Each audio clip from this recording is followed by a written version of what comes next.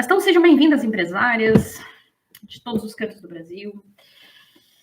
Eu sou a Ju Araújo, eu sou psicóloga organizacional de pequenas empresas e eu ensino empresárias a assumirem as rédeas das suas emoções e fazer a empresa crescer em 3 meses. Por quê, né, Ju, que tu faz isso? Eu trabalho há desde 2010, mais de 10 anos, quase 13 anos vai fazer, que eu trabalho com pequena empresa. E eu percebi que a grande diferença que dá resultado nas empresas é justamente trabalhar o emocional. Então, o meu propósito é alinhar conhecimentos de gestão e, basicamente, conhecimentos de gestão emocional, de como a gente lidar com as nossas emoções para a gente conseguir, então, destravar, né? Destravar o nosso negócio, que muitas vezes fica preso nos nossos medos, nas nossas inseguranças, nas nossas interpretações de falta de capacidade, e muitas vezes isso não existe. O tema hoje é sobre um assunto que aconteceu 2 vezes comigo essa semana. 2 clientes trouxeram de situações diferentes, elas trouxeram praticamente a mesma queixa, que era, eu vou fazer isso porque eu não tenho mais saída. E aí, nas 2 situações, eu perguntei, mas é isso que tu quer? E as 2 disseram, não é o que eu quero, mas é só o que tem de possibilidade. Então, o que eu percebi nas 2 situações? O quanto, às vezes, a vida nos encurrala numa situação e a gente acaba tendo que escolher baseado no desespero. A princípio, parece que eu não tenho mais saída. E se eu não tenho mais saída, eu preciso aceitar aquilo. E hoje o bate-papo é justamente sobre isso, tá? Então, eu quero que a gente pense sobre essa escolha que a gente faz no desespero. Será que ela precisa ser feita? Será que ser feita desta maneira é positivo? Será que não é melhor, de repente, não escolher? Enfim, vamos conversar um pouquinho sobre isso. Sobre o que a gente não vai falar, o que não é esse tema, tá? Eu não quero que a gente fale que, mas eu tô no desespero, é só o que tem, então ok, a gente aceita. Não, a gente não aceita. A gente não se acomoda. Se acomodar não é uma opção. Desistir não é uma opção. Por que, Ju, que não é? Mas eu tô tão cansada. Ok, descansa. E continua. Não é uma opção, porque se tu desistir, de qualquer forma, tu é a dona da empresa. Então não tem saída. Não tem pra onde correr. Vai ficar ruim do mesmo jeito.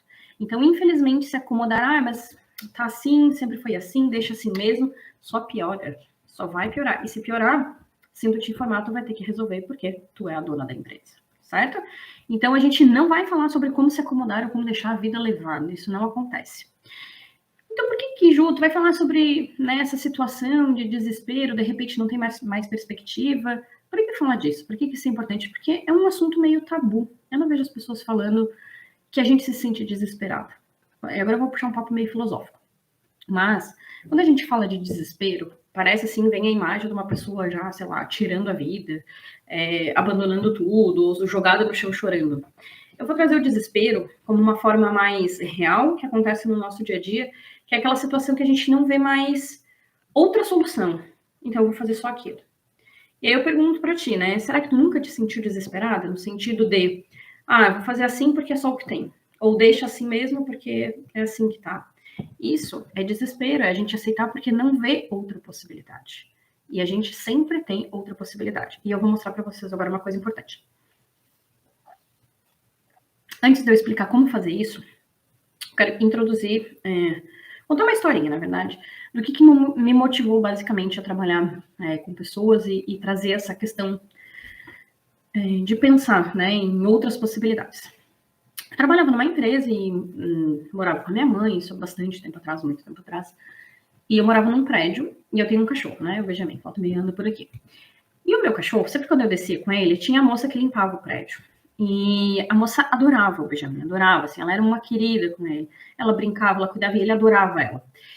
E ela, volta e meia, desaparecia, ela não ia trabalhar. E aí eu sempre perguntava, porque o prédio, acho que ele tinha, tipo, um contrato com alguma empresa, né, uma administradora, que trocava as pessoas. De vez em quando era outra pessoa que trabalhava lá.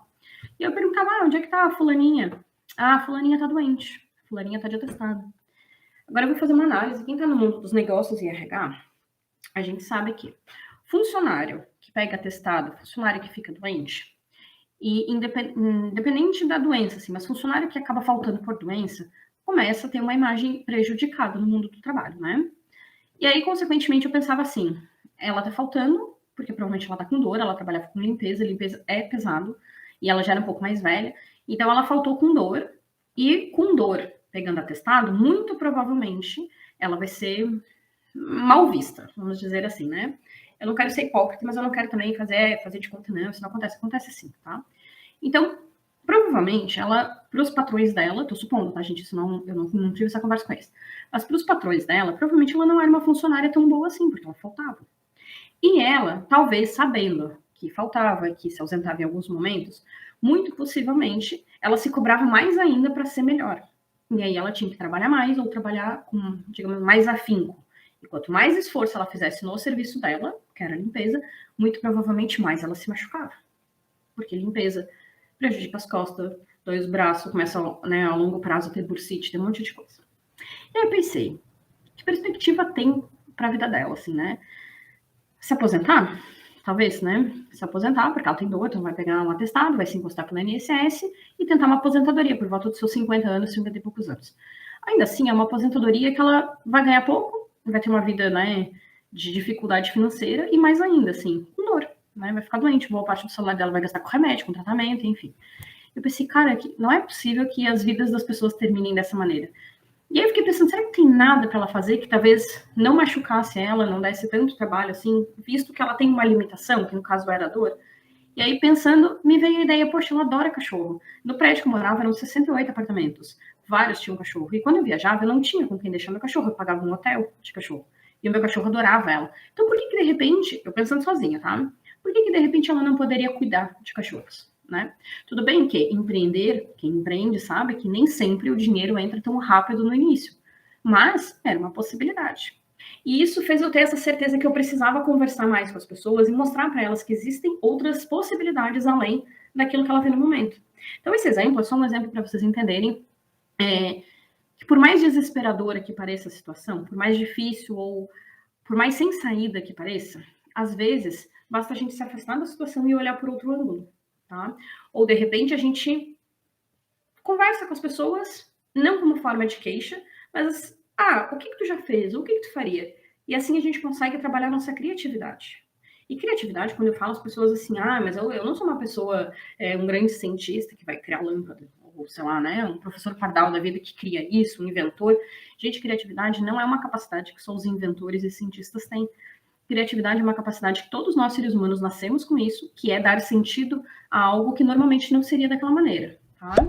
Então, assim, talvez a gente só precise se afastar da situação, deixar nossa criatividade fluir, para a gente entender de que forma a gente pode resolver aquele problema de uma maneira que a gente não pensou ainda. Tem uma frase também que eu gosto, que eu acho que é do Walt Disney, e eu não sei quem conhece a história do Walt Disney, o criador da Disney, né, do Mickey.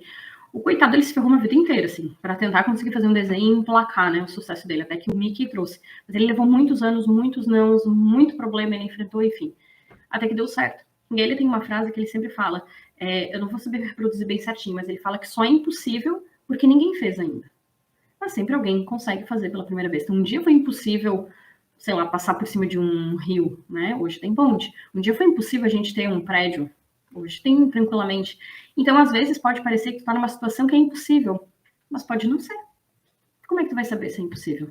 A não ser que, né, tenha tentado muitas, muitas, muitas, muitas vezes, e ainda assim eu duvido que alguém tenha tentado muitas vezes e não tenha conseguido.